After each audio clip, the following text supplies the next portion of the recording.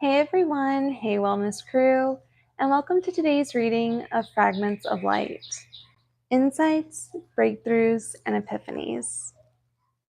Don't forget to subscribe, and/or join as it is popping off on the membership tiers. Behind the Veil.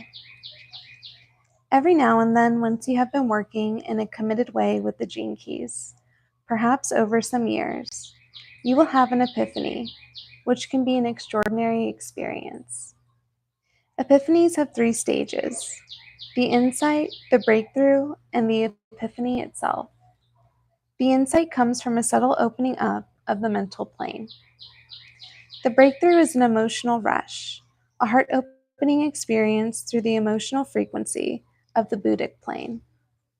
And the epiphany is a causal event that happens outside space and time. It is an event triggered by grace. The only thing that may create an epiphany event is deep, deep patience, and that patience has to be coupled with love and other higher qualities. But every now and then they happen, and when they do, it is deep inside the cellular DNA. Epiphanies open up memories, pathways, and our core structure, and they allow us to see things and remember things that are fundamental to reality, or to what we call reality.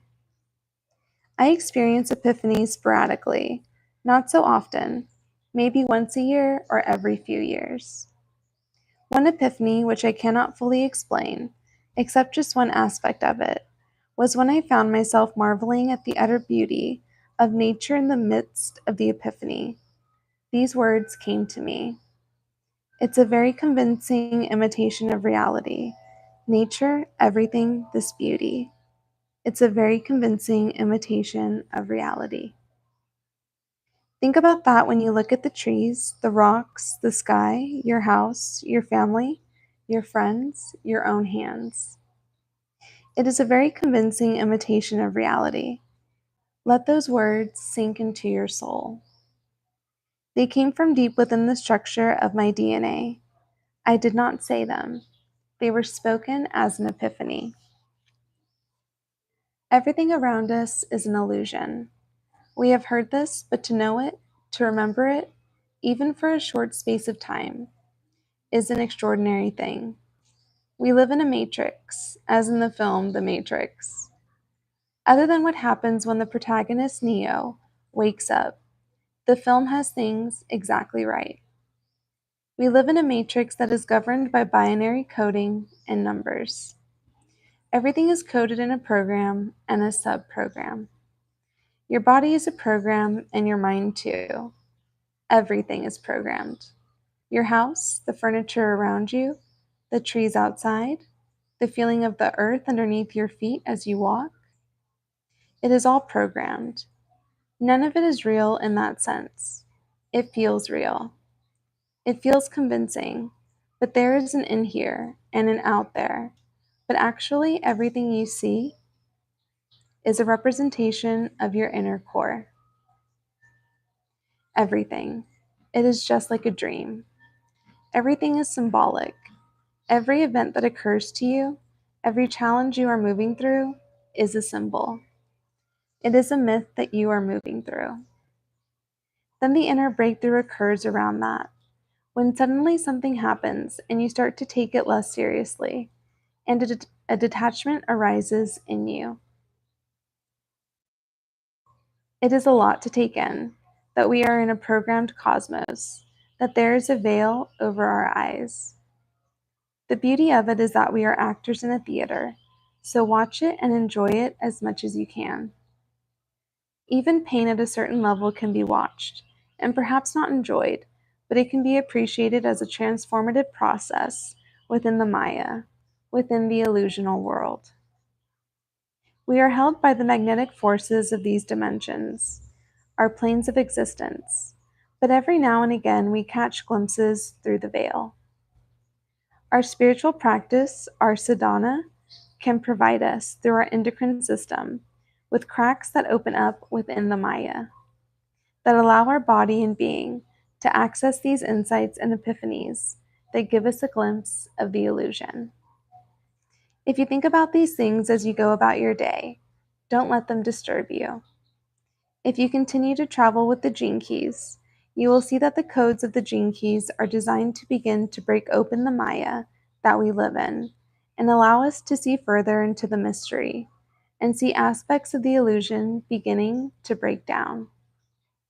The gene keys are the exact codes of the matrix, so as you work with them, you are deprogramming the matrix, especially the shadows. You transform the shadows into the gifts, and as this happens, your theater changes. It starts being more fun, for one thing, but also more light comes into the matrix. Your narrative shifts to become positive instead of being a negative tale of suffering.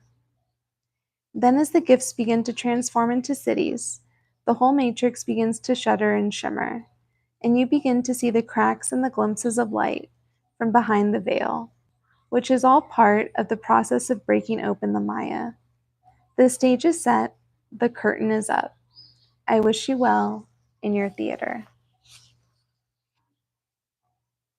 The life of wakefulness. What does it mean to be wakeful? Bela Hambas, a wonderful Hungarian sage, offers this contemplation. The spirit does not have qualities, because only the spirit exists. It is the only substance. But the spirit is not active. It does not create, it does not move, it does not change, but it is wakeful. That is why the old one said that the measure of the human spirit's life is wakefulness. Wakefulness does not direct towards action. Wakefulness is not characteristic of thinking or reflection. It is not the sharpness of the senses. It is not the tense alertness of the powers. It is not intelligence. Thus, wakefulness reveals itself in a world that is not spirit, but merely the mirage of the spirit. Wakefulness is not action, is not consciousness, is not comprehension, is not seeing, is not knowing. Thus, wakefulness reveals itself only in the secondary world, the lower world. It is impotent attraction to all that is spirit. It is soft devotion to all that is spirit. It is irresistible connecting to all that is spirit. The real wakefulness is love. This is why the ancient ones said that the great and good, beautiful human life is not the one that is active, vast, powerful, scientific, prosperous, famous, glorious, but the one that is wakeful. Wakefulness is not knowledge, not power, not strength, not activeness, but love. I love what Hambas says. It is something eternal and elusive, something indefinable. He says that the spirit does not have qualities, but you can't really say that. The only thing you could say about it, in the mirage world in which we live, is that it has a quality of wakefulness. And the closest we can come to this wakefulness, as an approximation, is in lovingness, devotion, and softness. The softness is a tint through which spirit sees everything. It softens and rounds hard edges, and it connects, binds, and unifies, but it has no power of its own. It is just the connectiveness of life at work. It can be drowsy in some people, and it can be dormant in others. And when you see it like that, it is often someone living a hard life, someone suffering, someone determined, and perhaps someone the ego might find impressive. But the soft life, the life of the water mind, is a hidden life. That is the life of wakefulness. That is the life of the spirit. It is often an invisible life. Chapter 2. Alchemy. Our lives are punctuated by transformational experiences and breakthroughs. They may be personal, within a relationship or a community, or in relation to humanity and the world. The alchemy is in the transformation of old thought patterns or fixed viewpoints that we can't let go of, or aspects of the shadow that we carry within us. Through contemplation and awareness, they can be unlocked, transformed, and released, and then we can exist in a higher state of harmony and grace. The ember of faith. Sometimes when we close our eyes and go inside, we find great darkness. We find despair, numbness, pain, fear, distraction, anxiety. All those and many other similar states are inside us, and they are there to be transformed. One day they will all have to be transformed. We have to do it, and we have no choice in that. If you don't do it now, you will have to do it later, and either way, it requires faith. Faith is a word that has many levels and layers. It does not appear as a city, a gift, or a shadow in the gene keys, but it is essential for the transformation of our shadows. Because when you meet the shadow, it can feel overwhelming, and you need faith in order even to begin the work of transformation. Sometimes when in contemplation, all you experience is the shadow, and you can't feel the light. Some part of you knows that the light is there, but you can't find your way to it because you are in a tunnel. We encounter and move through many tunnels throughout our journey. Different things can trigger a tunnel experience, and it can happen at any time. You could just wake up in the morning and find yourself in one. Then you need the faith that there is a light at the end of it. It is vital to have that faith. It is the memory that you have done this before, and that the shadow frequency that you are moving through cannot overwhelm you.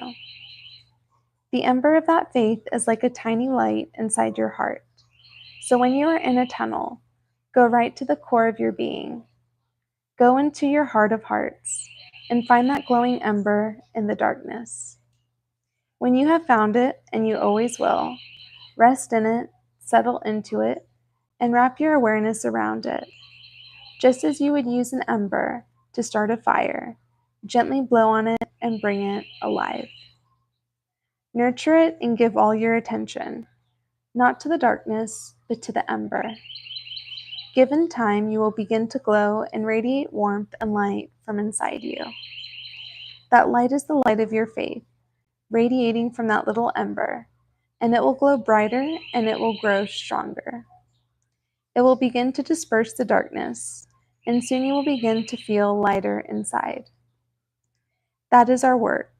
Some days it may seem overwhelming, but faith is doing it every day, over and over, turning the lens of your contemplation inwards and seeing what needs to be done. Ask yourself, what is my work today? And then give your attention to that and trust in it. Your faith will glow, and it will grow each day, because it is nothing more than the memory of the light that you truly are, not the darkness, but the light. Give your attention to that ember. Do it over and over again, and you will find yourself moving in fewer and fewer tunnels, and over time the light will glow brighter and brighter. Thank you so much for joining me for this live stream, this reading of Fragments of Light. Don't forget to like, subscribe, and or join as it is popping off on the membership tiers. And I will see you on the next video or live stream. Be well, stay wild as well.